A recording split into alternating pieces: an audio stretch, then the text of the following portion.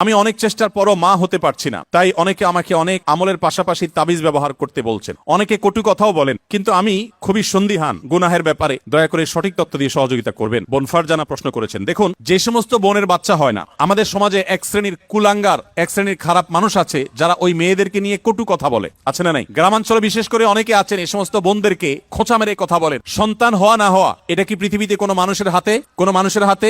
সন্তান দেওয়া বা না দেওয়ার মালিক কে? আল্লাহ তাআলা কোরআনে কারীমে পরিষ্কার ভাবে বলেছেন যে আল্লাহ রাব্বুল আলামিন ইয়াহাবু লিমান ইয়াশাউ ইনাসা ওয়া ইয়াহাবু লিমান ইয়াশাউ যুকুর আয়ুযাওয়িজুহুম যুকরান ওয়া ইনাসা। আল্লাহ তাআলা যাকে ইচ্ছা তাকে কন্যা দেন, তাকে যাকে ইচ্ছা তাকে ছেলে দেন। কাউকে আল্লাহ তাআলা দুইটাই দেন, কাউকে আল্লাহ কিছুই দেন না। এটা সম্পূর্ণ আল্লাহর ইখতিয়ার। অতএব এই কারণে যদি কোনো মেয়েকে বা কোনো ছেলেকে কেউ দোষারোপ করে, সে আল্লাহর কাছে কবিরা গুনাহে লিপ্ত আসামি।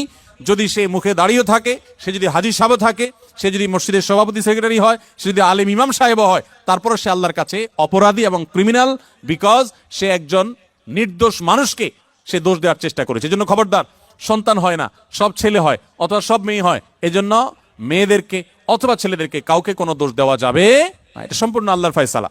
এর পাশাপাশি বোন যেটি জানতে চেয়েছেন যে সন্তান না হওয়ার জন্য আপনাকে বিভিন্ন আমলের কথা বলেন। বিভিন্ন আমল আপনি করতে পারেন। কোরআন কারীমে বিভিন্ন আয়াত আছে, যে আয়াতগুলো আমল করার মাধ্যমে, পাঠ করার মাধ্যমে, সেগুলো পড়ে পানিতে ফু দিয়ে খাওয়ার মাধ্যমে বিভিন্নভাবে সন্তান আল্লাহ তাআলা দান করেছেন। বিশেষ করে আমি আপনাকে কোরআনের আমলের কথা বলতে চাই। আপনারা জানেন আল্লাহ নবী ইব্রাহিম আলাইহিস সালাম, তাকে আল্লাহ তাআলা বার্ধক্যে সন্তান দিয়েছেন, বৃদ্ধ বয়সে সন্তান দিয়েছেন।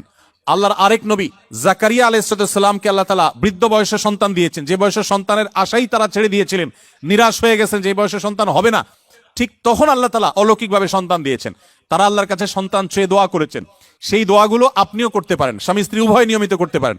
তার ভিতরে একটা দোয়া হলো রব্বি হাবলি মিনাস সলিহিন, আল্লাহ আপনি আমাকে নেক সন্তান দান করেন। এই দোয়া বেশি বেশি পাঠ করবেন। এমনকি যাদের সন্তান আছে, আবারও সন্তান হবে সে আশা রাখেন, আপনি আল্লাহর কাছে দোয়া করবেন রব্বি হাবলি মিনাস সলিহিন। আমার সাথে বলেন সবাই, রব্বি হাবলি মিনাস সলিহিন। এর অর্থ হলো, হে আল্লাহ আপনি আমাকে নেক সন্তান দান করেন। মনে রাখবেন, আপনার ছেলে মেয়ে, আপনার সন্ততি যদি নেক হয়, আল্লাহ ভীরু হয়, তাদের মধ্যে যদি আল্লাহর ভয় থাকে, তাহলে সেক্ষেত্রে এই সন্তান আপনার জন্য সবচেয়ে বেশি উপভোগ্য হবে, আপনার দুনিয়ার জীবনকে জান্নাতে পরিণত করবে, আখিরাত তো আছেই। এই জন্য নেক সন্তান আল্লাহর কাছে সবসময় কামনা করবেন।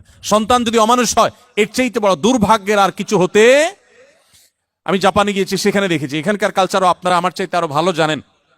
অনেকেই আছেন একটা কুকুর সাথে নিয়ে তাদের দিন যাপন করে, আছে না নাই?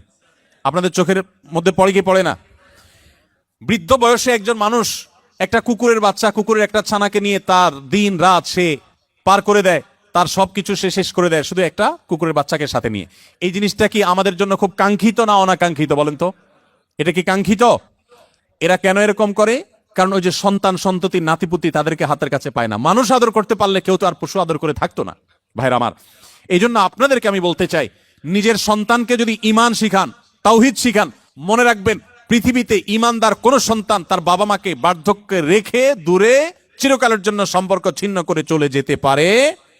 আপনারা দেখেছেন, অনেকে গত কদিন আগে নিউজ হয়েছে, আমাদের দেশে মূলধারা মিডিয়াগুলোতে উঠে এসেছে যে জাপানে অল্প সময়ের ব্যবধানে হাজার হাজার মানুষ পাওয়া গেছে যারা বাসায় মরে পচে, অনেকে আছেন যে কয়েক মাস পর জানা গেছে যে লোকটা মারা গেছেন। তারপর পুলিশ গিয়ে দরজা ভেঙে তাদেরকে লাশ উদ্ধার করেছেন, কারণ তারা একাকী থাকতেন, কেউ সাথে থাকতো না। এর চাইতে বড় বেদনার, এর চাইতে বড় যন্ত্রণার, এর চাইতে বড় কষ্টের আর কি হতে পারে যে বার্ধক্যে এসে তারা কোনো মানুষ পাবে না। আপনি যদি চান যে আপনার সন্ততি মৃত্যুর আগ পর্যন্ত আপনার পাশে থাকবে, আপনাকে আগলে রাখবে, আপনাকে স্নেহ মমতা দিবে, ভালোবাসা দিবে, তাহলে মনে রাখবেন একমাত্র পথ তাদেরকে মুসলমান বানানো, আল্লাহ ভীরু বানানো। আপনি যদি তাদেরকে বিজ্ঞানী বানান, সায়েন্টিস্ট বানান, আপনি তাদেরকে শিক্ষিত বানান, বড় ব্যবসায়ী বানান, বড় পদাধিকারী বানান, কিন্তু ঈমান শিখান নাই, তাওহীদ শিখান নাই, তাকওয়া শিখান নাই, ইসলাম শিখান নাই, আমি শপথ করে বলতে পারি আপনার এই সন্তান আপনার বিপদের কারণ হওয়ার সমূহ সম্ভাবনা আছে। এই জন্য সন্তান নেক হোক, আমরা সবাই চাই কি চাই না বলেন? তাহলে দোয়া করতে হবে। যে বোন চেয়েছেন তার জন্য এবং অন্য সবার জন্য বলছি, রব্বি হাবলি মিনাস সলিহিন বেশি বেশি করে পাঠ করবেন। আরেকটা দোয়া হলো রব্বি লা তাদারনি ফারদা ওয়া আনতা খায়রুল ওয়ারিসিন। বিশেষ করে যাদের সন্তান হয় না তারা এই দোয়াটা বেশি বেশি পাঠ করবেন, রব্বি লা তাদারনি ফারদা, হে আল্লাহ আমাকে একা আপনি রেখে দিবেন না, ওয়া আনতা খায়রুল ওয়ারিসিন, আপনি সর্বোত্তম ওয়ারিস, তারপরও আপনি আমাকে নেক সন্তান দান করুন। এই দোয়ার মধ্যে সেটি চাওয়া হয়েছে। অতএব রব্বি লা তাজারনি ফারদা ওয়া আনতা খায়রুল ওয়ারিসিন, এই দোয়া পাঠ করবেন ইনশাআল্লাহ তাআলা। এর বাইরেও আরো বহু দোয়া আছে, রব্বি হাবলি মিন লাদুনকা যুররিয়াতান তাইয়্যিবা রব্বি হাবলি মিন লাদুনকা যুররিয়াতান তাইয়্যিবা, আল্লাহ আপনার পক্ষ থেকে আপনি আমাকে পবিত্র এবং ভালো সন্তান দান করেন। ইন্নাকা সামিউদ দুআ, আপনি দোয়া শ্রবণকারী। আমি আমার জীবনে বুঝজ্ঞান হইছে থেকে নিয়ে একটি দোয়া ছাড়ি নাই। রব্বানা হাব লানা মিন আজওয়াজিনা ওয়া যুররিয়াতিনা কুররাতা আয়ুন ওয়াজআলনা লিল মুত্তাকিনা ইমামা। সূরা ফুরকান আয়াত নম্বর 74, 74 আয়াত নম্বর। সূরার নাম হলো সূরা আল ফুরকান। এই আয়াতে যে দোয়া আছে, এখানে যারা অবিবাহিত আছেন তারা এই দোয়া এখন থেকে পাঠ করতে পারেন। আল্লাহ তাআলা নেক বা ভালো স্ত্রী যদি জীবনে না দেন, তো আপনার জীবনে অনেক কিছু হওয়ার পরও সুখ শান্তি আপনি পাবেন না। সো নেক স্ত্রী এবং মেয়েদের জন্য নেক স্বামী, এই উভয় পক্ষের জন্য একই দোয়া, কমন দোয়া। আপনারা দোয়াটা পড়তে পারেন নেক সন্তানের জন্য। আমি জীবন দোয়া চেয়েছেন, পরামর্শ চেয়েছেন, তাকে বলবো এই দোয়াগুলো আপনি বেশি বেশি পড়বেন।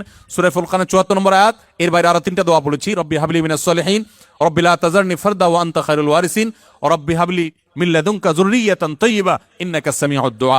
এই 4টি দোয়া নিয়মিত পড়বেন, ইনশাআল্লাহ সন্তানহীনতার কষ্ট দূর হবে। এরপরে যদি আল্লাহ না দেন, তো মনে রাখবেন আল্লাহ তাআলা যা দিয়েছেন এর মধ্যে আপনার কল্যাণ আছে। সন্তান হয়েছে কিন্তু অমানুষ হয়েছে, খারাপ হয়েছে, অসুস্থ হয়েছে, বিকলাঙ্গ হয়েছে, তার চাইতে আল্লাহ তাআলা না দেওয়াটা আপনার জন্য কখনোই ক্ষতিকর নয়। এজন্য আল্লাহর ফয়সালায় সন্তুষ্ট থাকবেন। তবে তাবিজের যে ব্যবহার, এটি সুন্নাহর খেলাফ। নবী করিম সাল্লাল্লাহু আলাইহি সাল্লাম কখনো তাবিজ দেননি, ব্যবহার করেননি।